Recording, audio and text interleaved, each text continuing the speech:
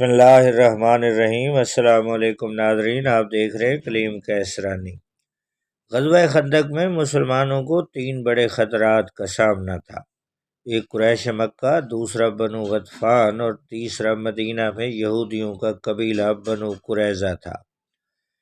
منافقین مدینہ اس کے علاوہ تھے۔ حضور صلی اللہ علیہ وسلم بنو قریظہ اور قریش کے خطرے سے نمٹنے کے لیے مختلف اقدامات کر رہے تھے کہ اس دوران غطفان کے ایک صاحب جن کا نام نعیم بن مسعود بن عامر اشجعی تھا، رسول اللہ صلی اللہ علیہ وسلم کی خدمت میں حاضر ہوئے اور عرض کی، اے اللہ کے رسول صلی اللہ علیہ وسلم، میں مسلمان ہو گیا ہوں لیکن میری قوم کو میرے اسلام لانے کا علم نہیں، لہذا آپ مجھے کوئی حکم فرمائیے۔ رسول اللہ صلی اللہ علیہ وسلم نے اس سے وہ کام لیا جس سے بنو قریظہ اور کفار کا اتحاد پارا پارا ہو گیا۔ آپ نے اسے فرمایا، تم فقط ایک آدمی ہو، یعنی تم کوئی فوجی اقدامات تو نہیں کر سکتے، البتہ جس قدر ممکن ہو ان میں پھوٹ ڈالو اور ان کی حوصلہ شکنی کرو، کیونکہ جنگ تو چال بازی کا نام ہے۔ حضرت نعیم فوراً ہی بنو قریظہ کے ہاں پہنچے۔ جاہلیت میں ان سے ان کا بڑا میل جول تھا۔ وہاں پہنچ کر انہوں نے کہا، آپ لوگ جانتے ہیں کہ مجھے آپ لوگوں سے محبت اور خصوصی تعلق ہے۔ انہوں نے کہا، جی ہاں۔ نعیم نے کہا، اچھا تو سنیے کہ قریش کا معاملہ آپ لوگوں سے مختلف ہے۔ یہ علاقہ آپ کا اپنا علاقہ ہے، یہاں آپ کا گھر بار ہے، مال و دولت ہے، بال بچے ہیں، آپ اسے چھوڑ کر کہیں اور نہیں جا سکتے۔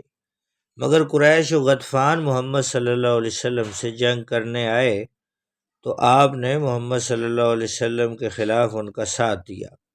ظاہر ہے ان کا یہاں نہ گھر بار ہے، نہ مال و دولت ہے، نہ بال بچے ہیں، اس لیے انہیں موقع ملا تو کوئی قدم اٹھائیں گے، یعنی جنگ کریں گے، نہ ملا تو بوری و بستر باندھ کر رخصت ہو جائیں گے، پھر آپ لوگ ہوں گے اور محمد صلی اللہ علیہ وسلم ہوں گے، لہذا وہ جیسے چاہیں گے آپ سے انتقام لیں گے۔ اس پر بنو قریظہ چونکے اور بولے، نعیم بتائیے اب کیا کیا جا سکتا ہے؟ حضرت نعیم نے کہا، دیکھیے، قریش جب تک آپ لوگوں کو اپنے کچھ آدمی یرغمال کے طور پر نہ دیں، آپ ان کے ساتھ جنگ میں شریک نہ ہوں۔ قریظہ نے کہا، آپ نے بہت مناسب رائے دی ہے۔ اس کے بعد حضرت نعیم رضی اللہ تعالیٰ عنہ سیدھے قریش کے پاس پہنچے اور بولے، آپ لوگوں سے مجھے جو محبت اور جذبہ خیر خواہی ہے اسے تو آپ جانتے ہی ہیں۔ انہوں نے کہا، جی ہاں۔ حضرت نعیم رضی اللہ تعالیٰ عنہ نے کہا، اچھا تو سنیے کہ یہود نے محمد صلی اللہ علیہ وسلم اور ان کے رفقا سے جو عہد شکنی کی تھی اس پر وہ اب شرمندہ ہیں، اور اب ان میں یہ مراسلت ہو گئی ہے کہ یہود آپ لوگوں سے کچھ یرغمال حاصل کر کے محمد صلی اللہ علیہ وسلم کے حوالے کر دیں گے اور پھر آپ لوگوں کے خلاف محمد صلی اللہ علیہ وسلم سے اپنا معاملہ درست کر لیں گے، یعنی صلح کر لیں گے۔